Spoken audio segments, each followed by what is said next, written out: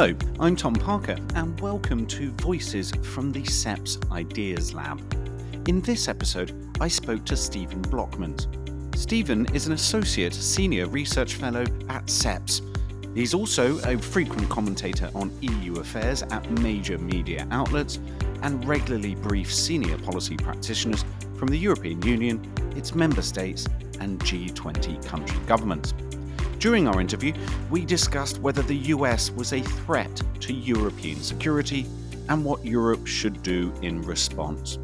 Since we recorded this, the White House removed and then resumed military aid to Ukraine, and emergency peace summits were held by European powers. At publication of this episode, there are ongoing ceasefire talks being held in Saudi Arabia between the US, Ukraine, and Russia. Steven's insights look beyond the present and shed light on the future of Europe and what its leaders should do to secure long-term peace. I hope you enjoy the episode. Well, Steven, pleasure to have you here. Thanks for coming. Thanks for having me. Well, look, there's been a lot of announcements by the Trump administration today, yesterday. What do you make of it? Well, it's becoming a pattern in which it's clear that the US is strategically reorientating itself away from Europe. Yeah. We've had the phone call that Trump had with Putin, unannounced to any of the European leaders, leading to conversations in Saudi Arabia by his Secretary of State, Mark Rubio, to start a process over the heads of Ukraine and European allies.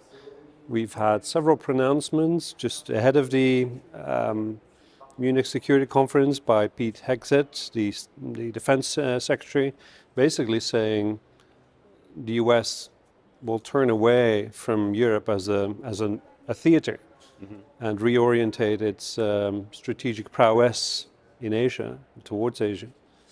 And we've had, of course, the famous or infamous speech by J.D. Vance at that conference saying, listen, the problem that I see for Europe is within Europe, clearly stating that the value base on which the transatlantic relationship was built is, in the eyes of the MAGA movement and its political leaders in Washington, no longer there.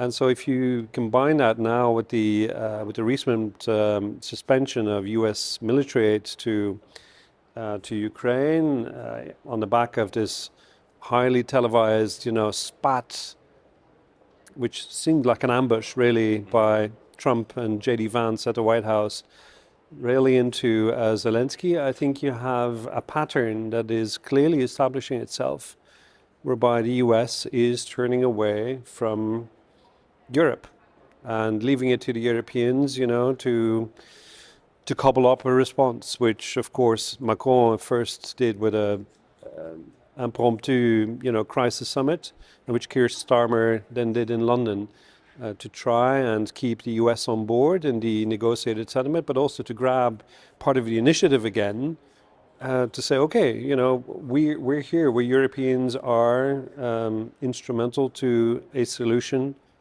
to the war in Ukraine, and so there's a lot of back and fro at the moment, but I think the direction of travel is very clear as far as Washington is concerned. And how much is this aid freeze about trying to put Zelensky to the table when it comes to the minerals deal, or is it much bigger than that?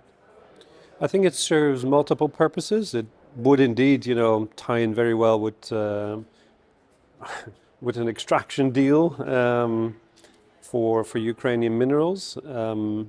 I think it's also intended really to ramp up the pressure on Zelensky himself, who, at least by repeating the talking points, it seems, coming out of Moscow, Trump is saying, listen, you haven't had any elections, you're an illegitimate leader. There should be elections and therefore regime change in a way. Which is, of course, helping Putin's quest in Ukraine through different means, essentially sowing discord in the political arena within Ukraine, sucking oxygen away from where it should be had, i.e. on the military front. And in that sense, combined also with the suspension of military aid, and I think it's really intended to weaken, Zelensky militarily and his forces militarily, again benefiting Russia, and at the detriment of European security as a whole. Well, is the US now a threat to European security? I think it is. I mean, undeniably, it is working against Ukrainian security interests, which I firmly believe, and our leaders have repeated ample times, is Europe's security interest. I mean, meaning Western Europe, Central and Eastern European security interests, are inextricably linked now with Ukraine's future and the way it resists the Russian onslaught. So yes, if the US is suspending military aid to that cause, leaving it to the Europeans to scramble a sort of response which is commensurate to what the US will not be providing anymore, which roughly means that each of the European nations would have to double what they've already given to Ukraine up until now, which is a very tall order, as we know, at national level in many of those European nations. Then in the short to midterm, this is really putting us Europeans, on the back foot. So yes, the US has become a security threat to Europe. Have you been impressed by the responses of Europe and the UK, the peace summit that was held in London on Monday, of what has happened so far, but also what do you think needs to happen moving forward and what Europe should do? Have I been impressed? No. This is way too late and it's way too little. In fact, I would go even further and say that our political class around Europe has been criminally negligent over the last couple of years for not supporting Ukraine to the levels that they should have in order to close the skies for Russian jets bombing cities. This has happened only after Patriot rockets have been air defense missiles have been delivered, but way too late.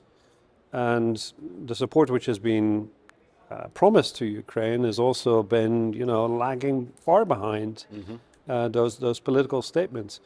And on the home front, European nations have not done nearly enough in order to invest in their own defenses. They've depleted their stockpiles. They have not modernized them while rebuilding them.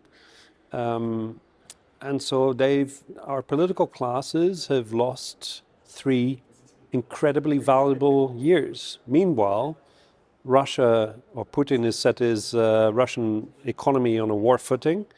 They're producing on a 12-month scale, 3 times as much as we Europeans collectively can churn out. Yet we're, triple the size in terms of population, more than that in terms of, GDP. So what is happening now with, the diplomatic maneuvers that Macron and Starmer in particular are initiating is welcome, but it is very late in the game. We're on the back foot. We should have been in a much better situation by now. And so what needs to be done? Well, obviously they need to double down on what they've now started. Both on the diplomatic front, it's clear that not all European nations are willing to do what it takes in delivering lethal aid to Ukraine so that they can further, withstand the onslaught by the Russian armed forces and weaken those forces in our collective interest. They should be really sending, missiles, their fighter jets, the latest technology, basically, to stop that offensive which Russia is still mounting on Ukraine, however slowly, in its successes, and to roll that back. And then obviously the whole debate about coming to a ceasefire agreement is gaining traction as well. I think whilst they provide that military aid, they will have some time to prepare those negotiations, which will take a long time for all parties to come to, mutually satisfactory conclusion. Putin is still on the upper hand, so he's not interested in negotiations right now. It will take time, and it will also buy us time at home to build up our own defenses, and try in all of that, to salvage, whatever is left of the transatlantic alliance by keeping Washington wedded to the European security interest. I mean, that should continue, and that is where credit is due, I think, in particular to Keir Starmer, who has, less in a groveling way than Macron has, backslapping Trump, and I mean that's really demeaning. I find Starmer has, in a more sophisticated manner, been able, I think, to convey those messages to the Americans, and will hopefully continue to work to keep them on board.